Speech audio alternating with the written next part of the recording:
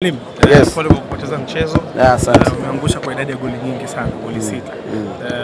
Technically ulipata changamoto wapi? Kwanza kabla yote nafikiri niwapongeze. Tuna haki ya kuwapongeza Simba kwa sababu walikuwa kwenye form nzuri. Unaona, na nilisema mwanzo wa mchezo kabla tujaanza, ukicheza na timu hizi lazima wachezaji wako wawe smart. Wakifanya makosa kama tunazofanya na timu hizi ndogo watakuwa zibu. Kwa sababu wao kila kosa watakuwa zibu. Kwa hiyo kubwa ni hilo tu. Umeruhusu goli dakika za mapema kabisa.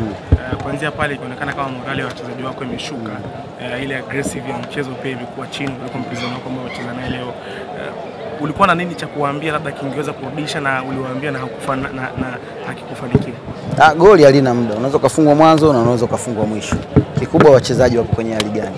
Sasa nafikiri unajitahidi, sangine unaona kisa wachezaji, unaona bado wako chini.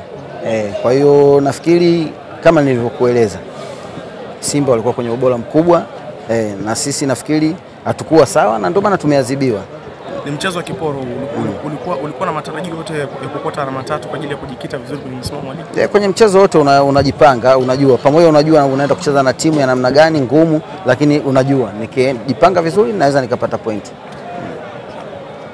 Shukrani. Asante.